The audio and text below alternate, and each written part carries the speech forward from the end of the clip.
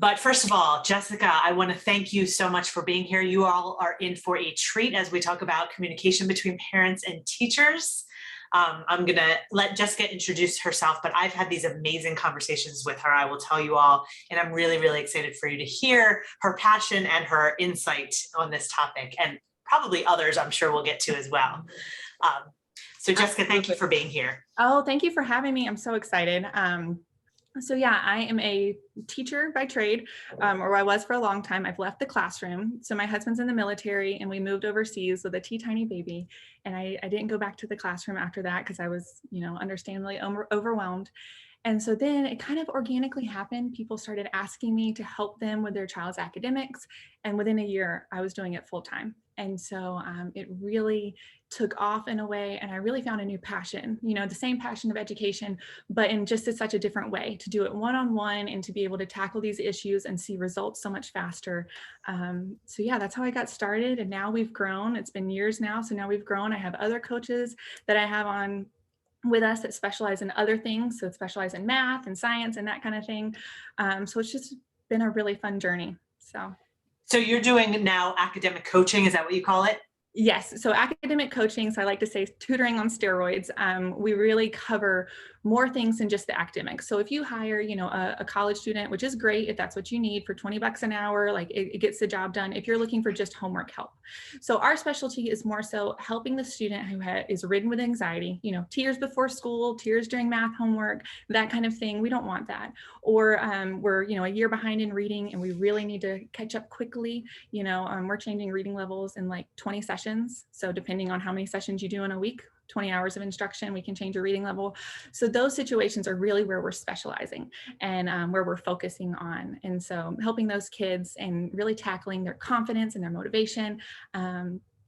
And then bringing the teacher insight as well, bridging this gap between home and school, where there's this disconnect, I feel like. So as we're working with the student, we, stay in contact with the parent and what are you struggling with, and really helping them bridge that gap so that everybody is less stressed, right? That's what we all need. Just less stress. That's the goal. I call it reducing yuck, but that's ultimately is we're making it less stress, everybody less stressed. So I have one more question for you, and then I'm going to speak to the people who are here live. In fact, let me do that for a moment. Just pause. Those of you who are here live, just know that a couple of things. First of all, if you have questions, you can certainly put them in the chat. I am looking at and monitoring the chat. We should also have time, Jessica, at the end, right, of our interview for some questions. Absolutely. And yes, and that's the benefit of being here live, is that you can ask questions. Those of you watching the replay, we'll talk about what you can do as well. And so go ahead, like I said, put it in the chat or raise your hand and we will talk about that, or save your questions till the end, either way. But welcome to all of you who are here live. Jessica, I also would just like to ask you one more question. Do you ever think about going into the classroom, going back? I miss it. And there's definitely aspects of the classroom I miss. But, I've had some pivotal moments in this journey, right? Very early on, I had this parent come to me and they weren't really having academic struggles. They were having more like motivation and confidence struggles. And she told me and her kiddo, he was in 4th grade.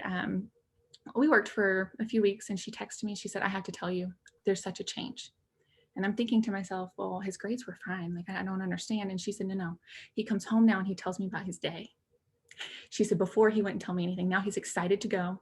He's excited to tell me what they've done. He reads independently now without her, nagging. So just seeing what we're doing and seeing the quick effect of like, this fix, and it's not a quick fix, it's a life-changing fix. And like we just said, reducing the yuck overall. She was like, we have dinner and nobody's arguing. If you argue about homework, it carries so much. So I desperately miss the classroom. There's definitely, parts I really enjoyed. I'm such a nerd. I really enjoyed the research part. I really enjoyed academic research and those things. But I feel like my purpose is here right now, so I don't know where the road will lead, but right now this is where I'm at. That's great. That's great. There's so many students who are lucky to have you in their corner helping in this way. So I know that I posted in the Facebook group what questions people had. You looked at those, you took them, and the questions I'm now going to ask you, I think are going to answer some of those that were on the Hopefully, Facebook yeah. group, hopefully. But if not, again, those of you who are here live can certainly ask those questions. And then we'll also make it possible for you to ask questions afterwards in the Facebook group. So the first question I have for you then, based again on those questions that were asked, is what can we do as parents to build healthy communication between home and school? Okay, so this is a big question, but it's also a big concern, right? So I have three things I kind of want us to cover here. And the first, I want to talk about the differences of how a teacher sees communication and how a parent sees communication. So in the teacher realm, when we talk communication, what they're going to think of first, like that first layer of communication is going to be that newsletter they send home. It's going to be the little message blast that we get that applies to the whole class kind of thing. It's going to be those graded work papers that come home. All of that is what counts as teacher communication in the teacher realm.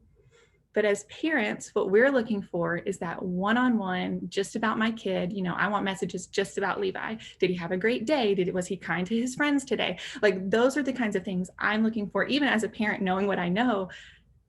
That's the communication I crave, right? And so to bridge this gap, to get what we want, we need to open the door. So a lot of people on Facebook said, I haven't heard from my teacher at all. Okay. Just so you know, the beginning of year is very stressful.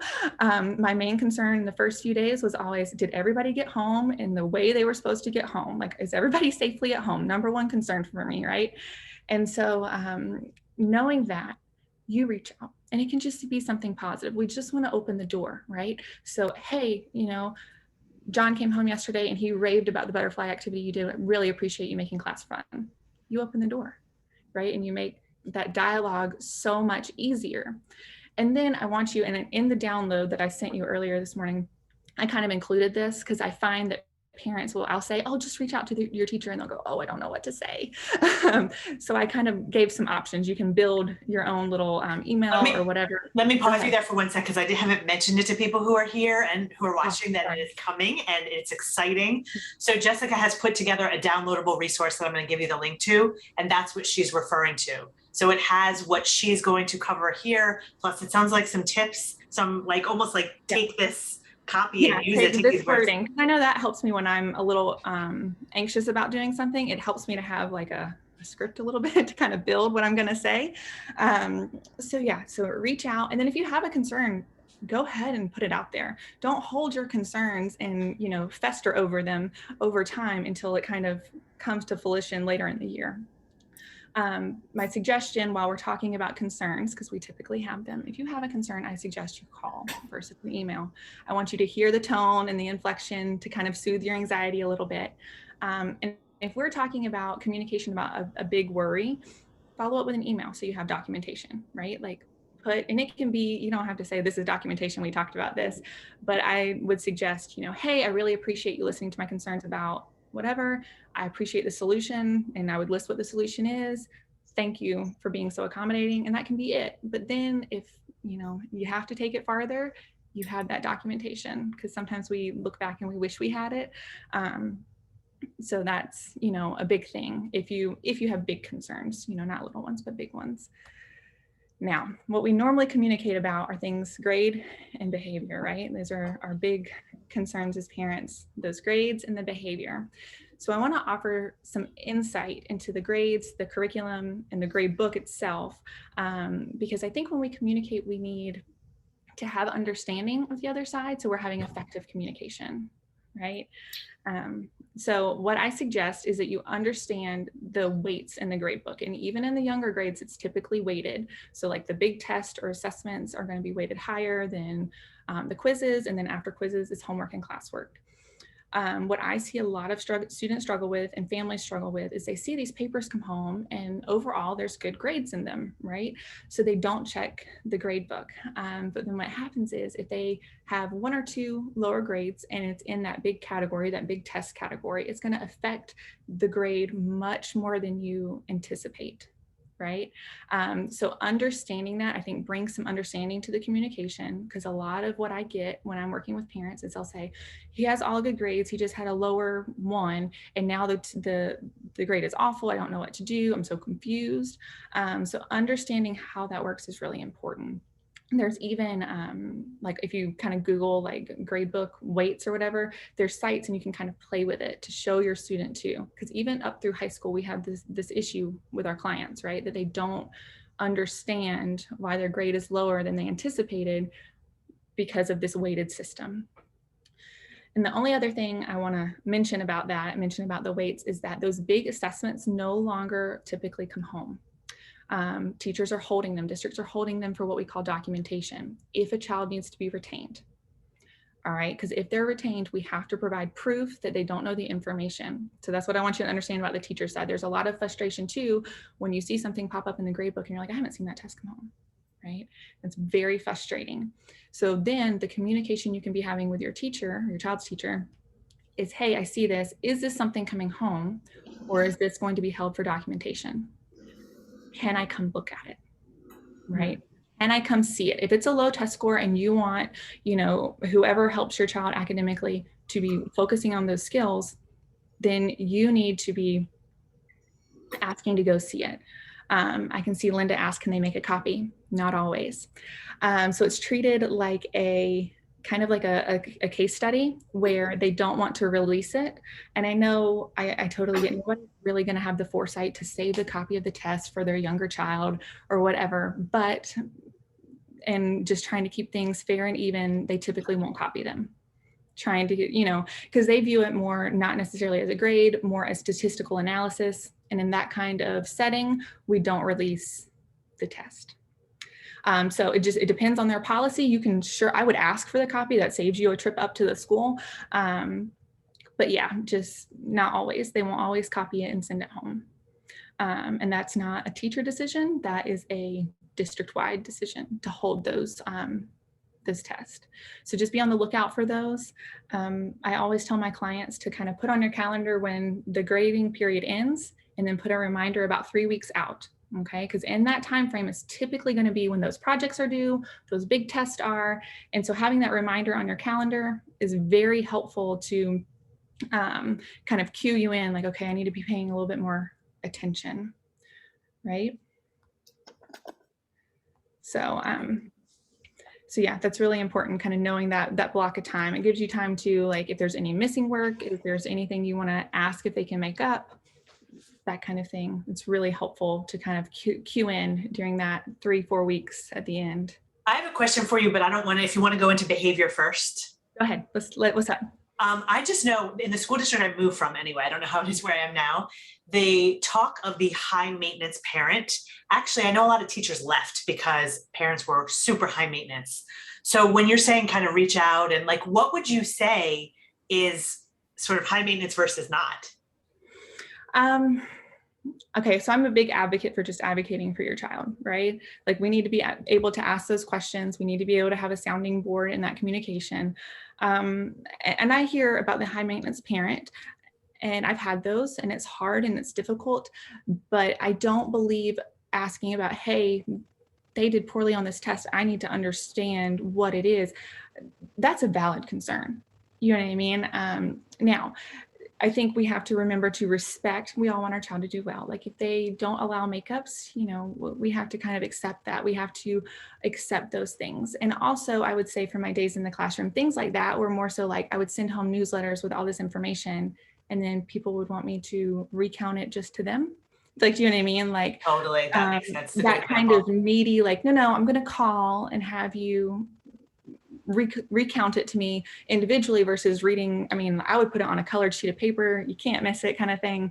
And so that's kind of the needy that we're talking about, and I really don't anticipate anybody here is on that. I mean, my reasons for leaving the classroom in that sense are the parents who called and would fuss at me every morning. Like, my first year teaching, that was my experience. Every single morning, they finally said, we won't put her through to your room till the afternoon.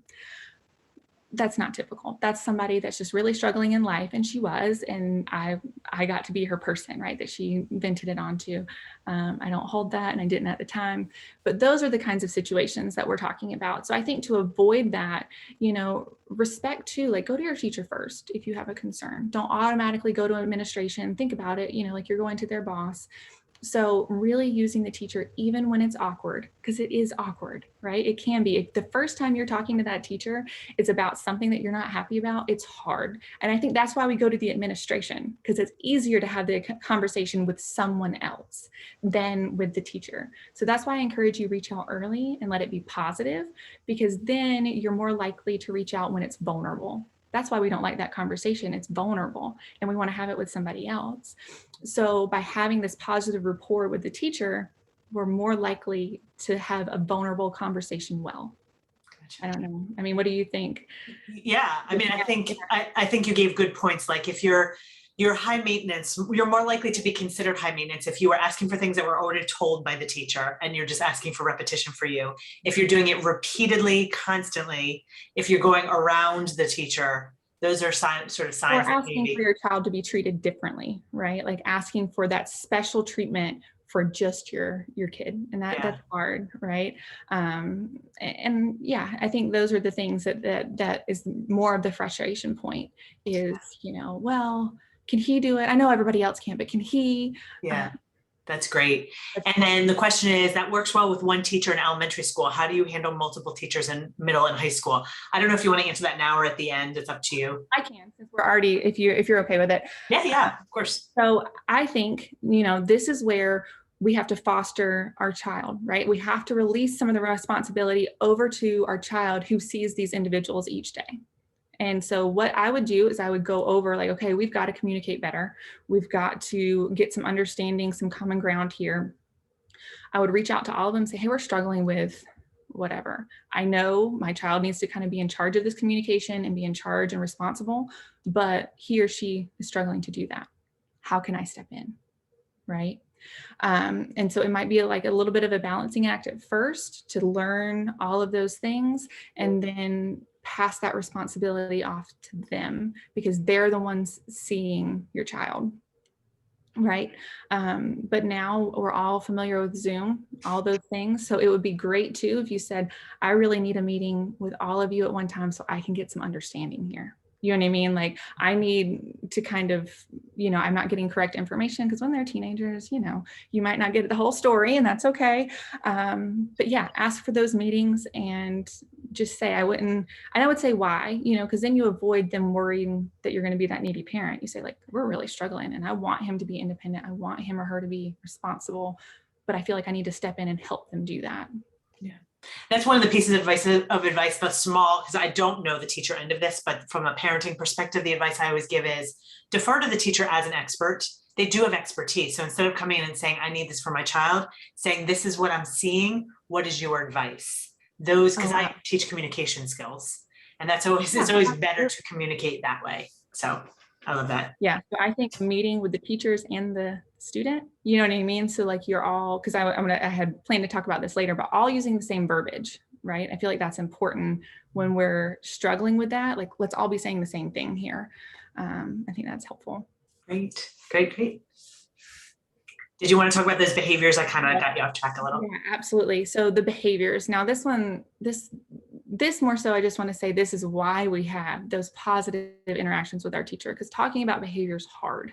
It's hard for us as parents to be told that our child is not doing something appropriately or, within the rules.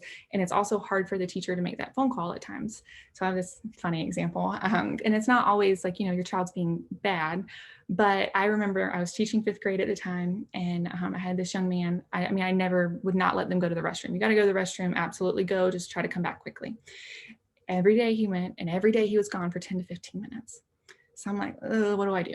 Right? Like, because you legitimately might need to be in there for 10, 15 minutes, but every day you're missing this huge chunk of class. So when I was younger and I didn't have kids yet. And so teaching's a little different then because you don't have the mom perspective. And so I probably waited a little longer than I should have to contact this parent. And I said, hey, I need to know how long it takes your kid to poop, because he's going every day and I don't care, but I just need to know if that's what I should be expecting or if I should be encouraging to come back faster. And she said, oh, no. He should be in and out. And so that's just an example of that gray area. I had never talked to her before, right? I had never communicated with her before. And that's the first thing I had to ask her. I was like, oh my gosh. And so, especially not being a mom yet, like I'm sure she didn't think twice about it. But that's a good example of something being in the gray area and I hesitated, right? Whereas if it had been a parent I was more comfortable with, I probably wouldn't have hesitated, right? So that's just an example of having those conversations really early. That way, when weird gray area things come up, it's not as awkward, and they're more likely to reach out faster. Okay. But you're saying when they're in middle school, you don't necessarily do that with multiple teachers in middle school. You're talking more elementary school now, right? More elementary, but I mean, middle too, like they have things that happen in middle school and we have to be on the same page with all of those teachers, which is hard because there's so many of them. And then they have A day and B day. So it can get really complicated, right? So yeah, having that, I still feel like you probably won't reach out as often because there's more of them. But I think at the beginning of the year, reaching out and just saying, hey, like, we appreciate you. Let us know if we can help. Let us know if there's something we need to intervene with. Just still opens that door. So you might not do it as often because there's more of them. But I think still opening that door is important because if there's an issue, that's the part I don't want is I don't want there to be an issue and that be the first conversation you have. Okay, good advice. Okay.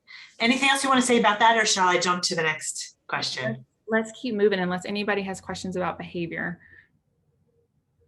And you can post it now or at the end as well. So my next question, is there anything we need to know to effectively talk to our kids about their school performance or school in general? So not just how do we talk to teachers, how do we talk to our kids? Right. I think, now this is a little bit more of an elementary example, but middle school is going to be different. But each class, middle and high school included, is going to have what we call procedures, right? Like you turn your homework in a certain place, whether it's online or in person, you ask to go to the restroom a certain way, that kind of thing. So I think having an idea of those things is really helpful so that when you talk to your student, you can have very specific questions like, hey, did you put your homework in the blue bin? Because I can see in math you have a missing grade, right? Did you put it in the right place? Versus, why do you have this missing assignment? Because you know what they're going to say? They're going to say, I don't know. Right. And so to avoid that, when you ask a more specific question, because that's what I do with my clients, right? I'm like, okay, well, where does your homework go? And they'll say, oh, well, it goes in this bin. I'm like, okay, well, then why do you still have it? You know what I mean? Like it allows for this more pointed conversation that kind of gets me to the truth a little bit faster. And so, and I think, we have to recognize that's not just in the lower grades, they have in the upper grades as well. Like, so the upper grades, it might be a little different. Like they need to save their documents. Cause I know we're going back in person. I hate to break it to everybody. Probably a lot of turned in assignments are going to remain online. It's my prediction. It's my prediction it's going to remain online. So, saving those documents, however the syllabus indicates, that's super important because they're going to knock points for that, all of those things. And so understanding those things, and in the upper grades, you might not have to ask the teacher themselves. If you look at the syllabus for the class, you should be able to get a feel for how those things work.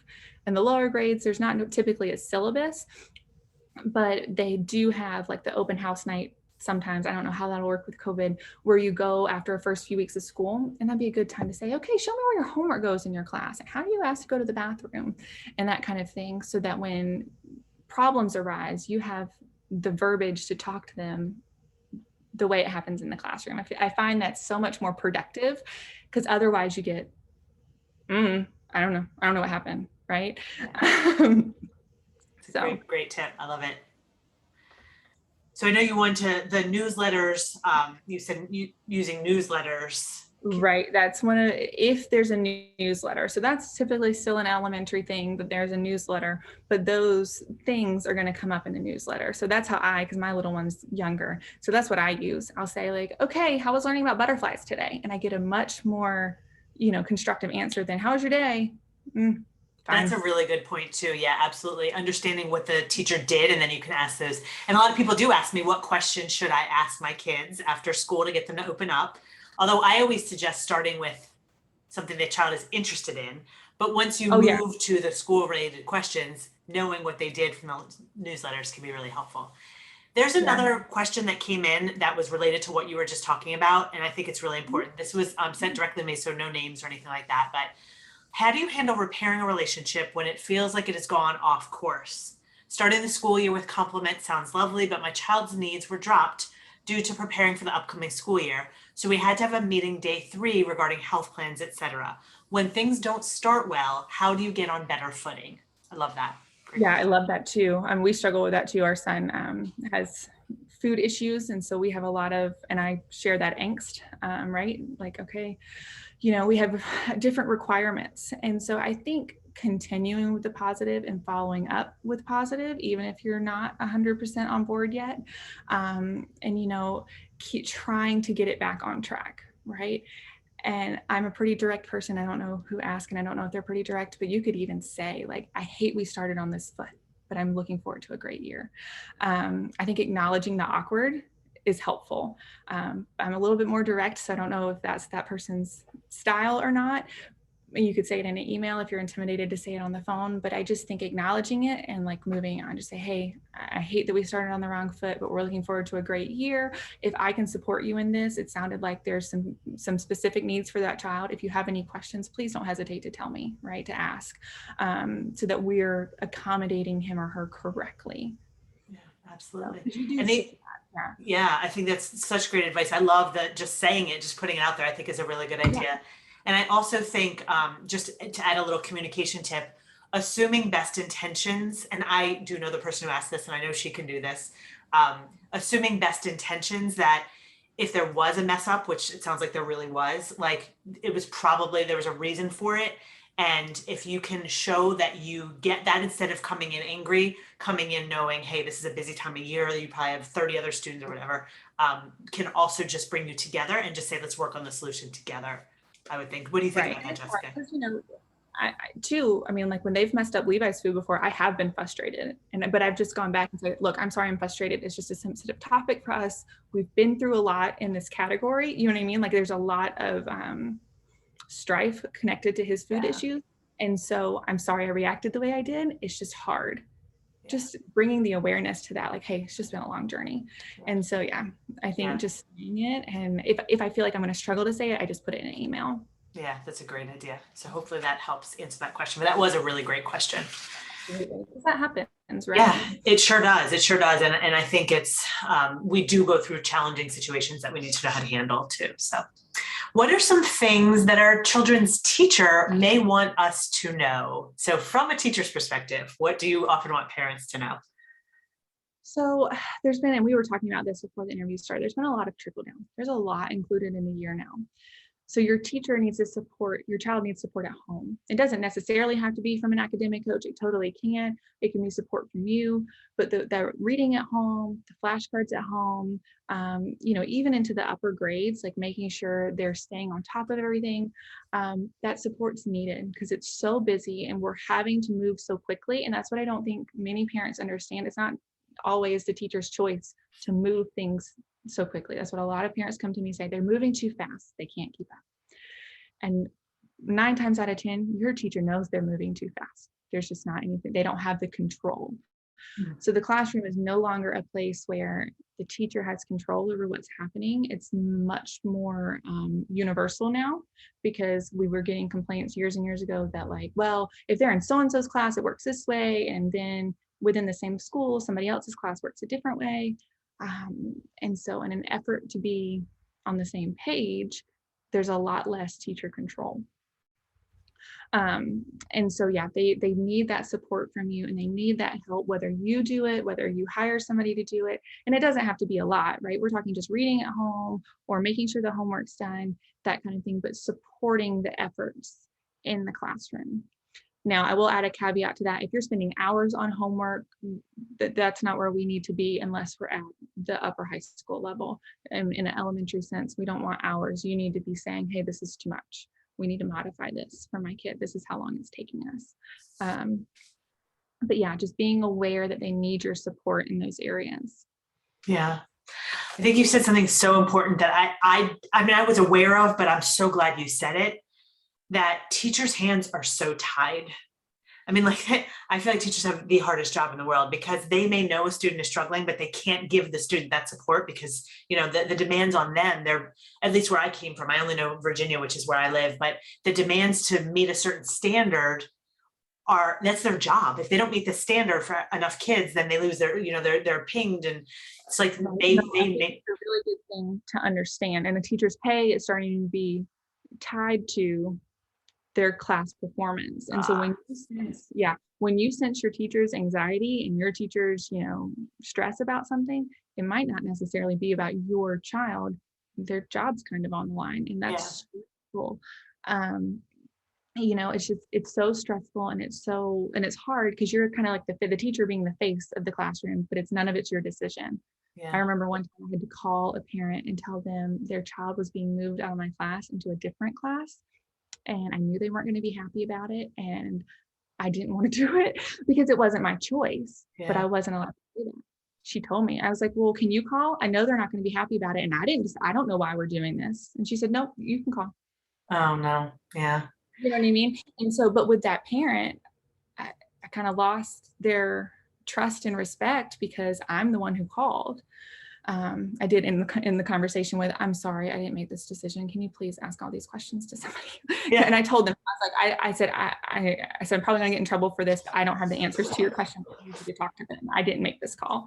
But I wouldn't have always been, I was in a safe place in a school system where I didn't think I'd get fired for that or anything. So it's a lot, and it's a lot that they don't have choice over, and unfortunately.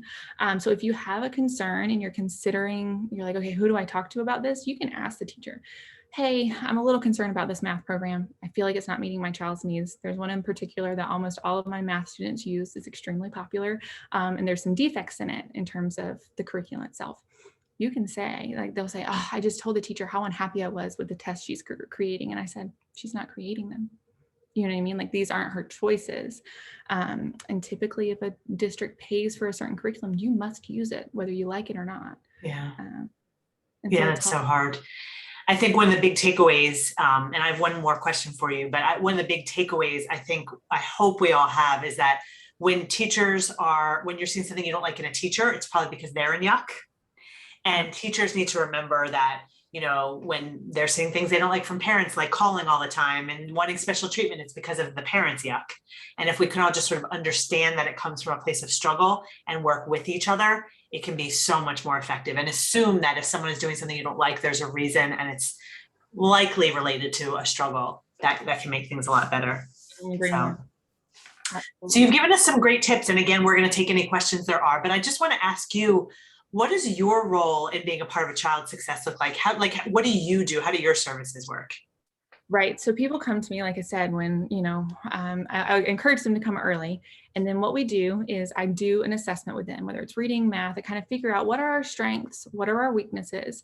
And then kind of what makes us unique is we have like a conversation. I have a conversation with the child, and I have a conversation with the parent. What are your goals, right? What are you super stressed about? What would you like this to look like in a perfect world? I take all of that in consideration, and then and if they're going to work with me or if they're going to work with a different coach, we build a plan for them that's very custom to just them, right? And that way we can build it on, okay, this is what they're struggling with in class. This is what they're worried about. This is what mom and dad are worried about, or whoever their parental team is. And then we make a plan together, and then we can check in on that plan. And we talk about, like, okay, I like to think of it like a team. Like, I'm going to do this. Mom's going to do this part, whatever that might be. And that might just be helping me communicate with the teacher, getting me connected, whatever everybody's responsibility is going to be, and going from there. And then, we're a unique bunch. I've been fortunate enough, I have handpicked who has come and joined me. I've grown slow on purpose because, I have people who have more classroom experience than me, who, have multiple degrees, and I've reached out to them and I say, hey, would you want to do this with me? And you have freedom and you can use your expertise the way that you know how. And so those are the kinds of people that we have and our team is made of. So it really makes a difference, right? Yeah. Absolutely. So you're giving that individual support that parents are asking their teachers for, that teachers can't give. So that's not a reasonable ask, and that formula, creating it that way, all of our parents tell us, they're like, oh my gosh, you've worked with them one time and it's so much better. Yeah. And that has more to do with our unique approach to like their anxiety level and their confidence. Because, we don't got a magic wand. I can't teach them math in one session, but I can help reduce their anxiety. I can assure them, we can talk about some mental techniques to get past the anxiety. Because as you know, if you're stressed about something, you know, we can work ourselves up till we get to fight or flight, right? And if your child's going to school every day in fight or flight mode, they're not taking in any information. So the way we get that immediate, like, things are better, is we take them out of fight or flight, and then they can listen, then they can take in, then they can learn, and then the ball starts rolling and it doesn't stop because we've reduced the stress, the yuck. We've reduced. Yes. And you can't learn when you're in yuck. So yeah. Exactly. I mean, that's what, you know, that's the biggest piece. You can't learn when you're like that. You can't take anything in. Yes, absolutely. So like I said, you've given us great tips. Anybody who's here live, I would love you to answer questions. I'm also just looking at the Facebook questions that there were before. And one of them, so start typing. If you're here live and you want to type, please do that. I'm also looking at the questions, and one of them was related to what you just said. She said, basically, whenever she brings up homework with her kids, it goes negative. They whine, they complain. Do you have a tip for what you do when a child is immediately negative? Immediately negative? Okay, so we got to figure out why we're immediately negative. Typically, it's because we don't understand. We don't like what we don't get, and we don't think we can do, right? And so I think communicating your expectations, whatever your household expectations are, but if you're having that suggestions, my suggestion would be your expectation to be, let's just try. Yeah. Perfect. We don't have to, you know, depending on the appropriateness of this. So maybe younger, maybe older, depending, and you can communicate with your teacher about this. Let me preface that.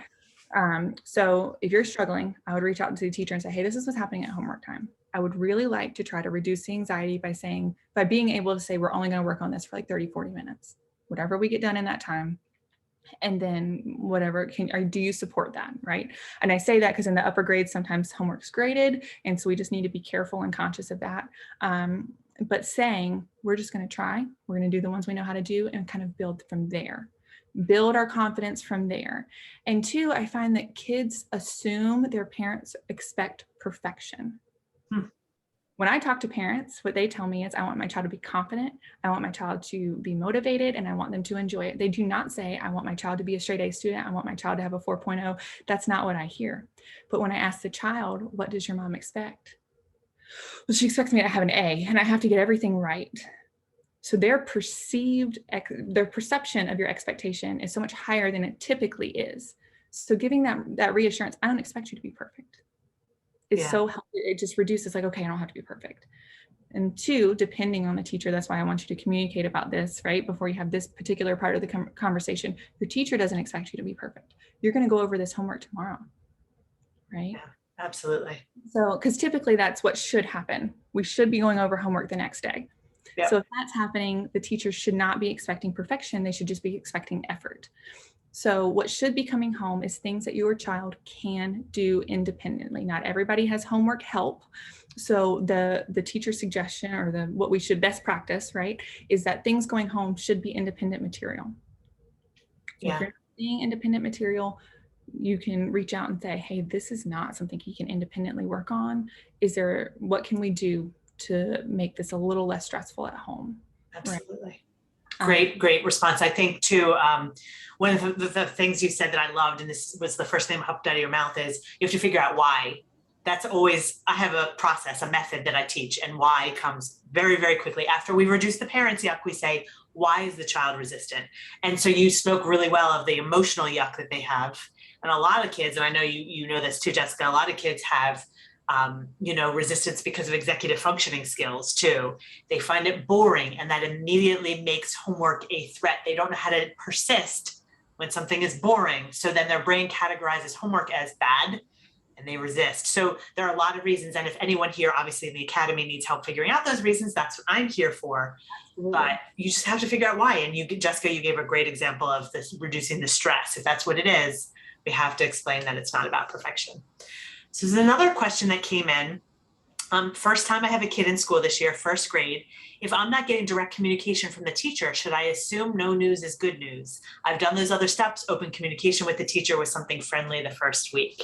Is no news good news? Is that what we assume? Yes. Generally, yes. If you're not getting any kind of, because first grade, we should be having some sort of behavior system. So hopefully there's some sort of behavior information coming home each day. If they're on, typically at that age, it's a clip chart. You know, you know what I'm talking about, the different colors, and they clip. So if they're coming home on green every day and you're not getting a no, I would assume no news is good news. If I continued with no news, I would reach out and say something like, hey, is there something I could support you with? I know I can't come in and volunteer because of COVID, but can I cut something out for you for center time? Can I, whatever, again, if you're willing to do that, but trying to foster this connection with the teacher if you don't feel connected still. If you want more, that would be just keep with the positive, and then offer, if you have the ability, the time to cut something out, or typically a good volunteer thing is copies, but if you can't be in the building, you can't do copies.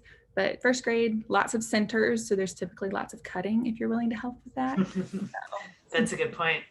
Yeah, I always think of it as if they have 25 students, you know, and 5 are troublemakers, they can't kind of go to all the other 20 and say, hey, everything's fine. They're just, you know, teachers are, you know, tired and have their own lives too. But I do think your point is a good one. I think when you build a relationship with them, they're more likely to sort of tell you how things are going with your student.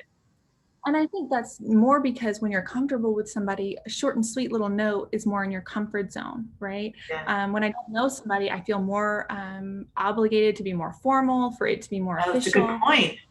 Whereas if I'm comfortable to just like shoot you a text on Class Dojo or whatever and say like, hey, so-and-so had a great day today. Yeah, right? That's a good point. When we don't have the relationship, we talk about vulnerability, we're not willing to be informal. They feel like they need to be more formal, which takes more time that they don't have. Such a good point.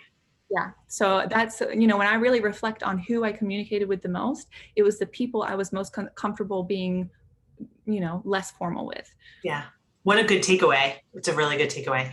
I have a related question. You were talking about, and this is from the Facebook group too, you were talking about that clip system. I personally, a lot of parents are in the academy, sort of familiar with my work, and I'm not a big believer in those systems. And someone said, my question is around the reward system in my son's second grade classroom. We'll get them a PJ day as a reward. We don't have a reward system in our household, and I'm not sure how to flow with this. So I have thoughts about that, but I'd love to hear yours. That's hard. We don't have reward systems in our house either, but my son has them at school. Thankfully, right now it's a sticker, so I'm pretty okay with that. Doesn't jive with our parenting, but it's a hard line. You kind of have to make a decision what you're going to do. And this is going to depend on your flexibility as a parent. They could not be present at PJ Day if that's an option for you as a parent. Like if you have the flexibility to just, hey, we're going to do something fun today.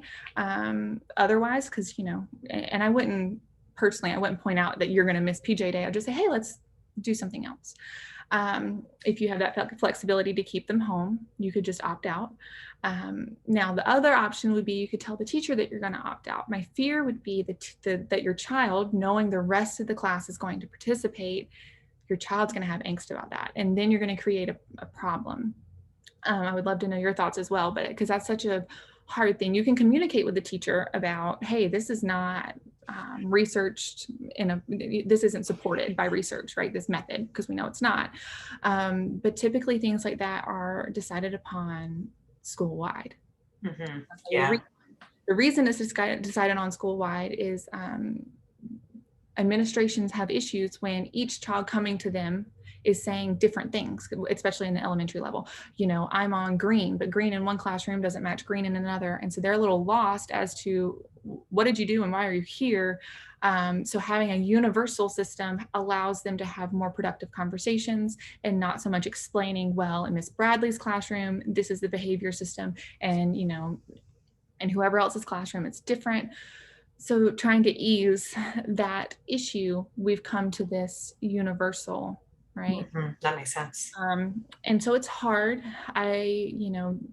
Doing without that type of reward system and relying only on intrinsic motivation, which is what is supported, it's hard when you have one person versus 30 kids. Yeah, absolutely. I've done it, and it's hard because you're like, I know this is what's the most supported, but I'm having trouble doing it one teacher to 30 kids. Yeah. Yeah, absolutely. And Linda she says, we just say different rules in different places. And it's funny because I'm writing my current podcast episode on this topic and what to do about it if this situation happens. And, I love the suggestions you had. The other suggestion I have is very similar, that it's actually okay for kids to have different rules in different places, and to teach them that, whoever's in charge there is who's in charge, and this is what we do at home, and this is what we do at school. Because we can actually talk to kids about what's that like. Is it hard to have different rules at school and different rules at home?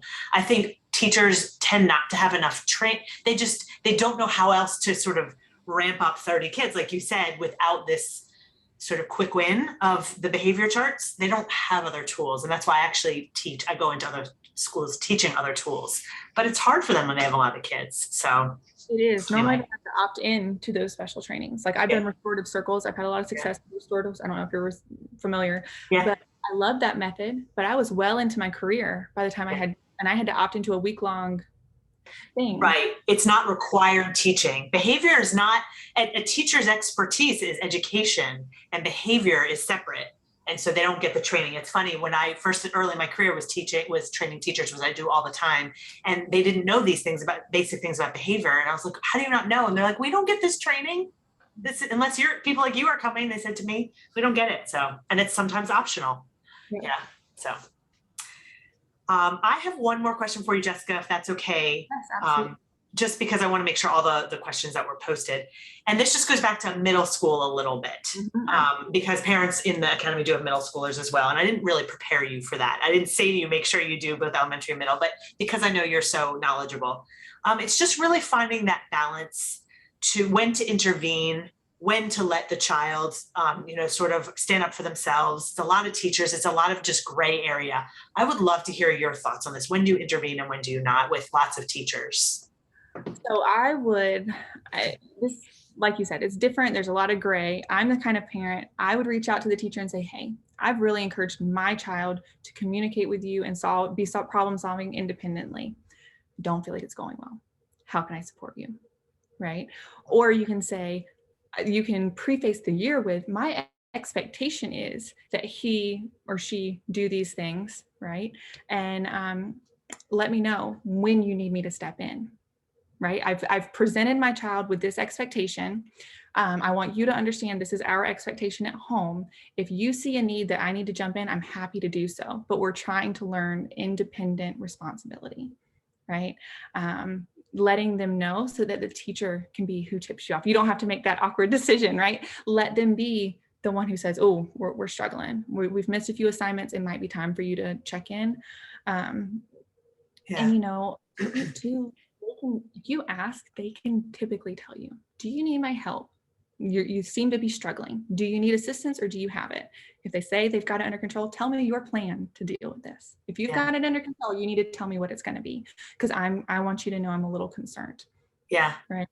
Absolutely. So I think having those conversations with both, and I know it's hard when there's so many teachers, right? But typically we see them struggle with one class, right, at a time. So hopefully they're not having an issue overall. Hopefully it's just one. And I will add about the middle school. We find in our practice that if we don't have the organization and the independence under control in middle school, by the time we get to high school, we're in the deep water, right? Yeah. So I encourage to continue fostering those skills, because in high school, they just throw them in. It's just, hey, you're here, go for it, so. Absolutely. Such good advice. I think we're done with questions. I just want to tell you, but type if you have any more, those of you who are here. I just want to tell you, I got a lot out of this. The biggest takeaway, I think, which was so great, is that teachers are probably most comfortable with people they have relationships with. So if you want those sort of quick, like, how's my child doing? Just start the relationship off right.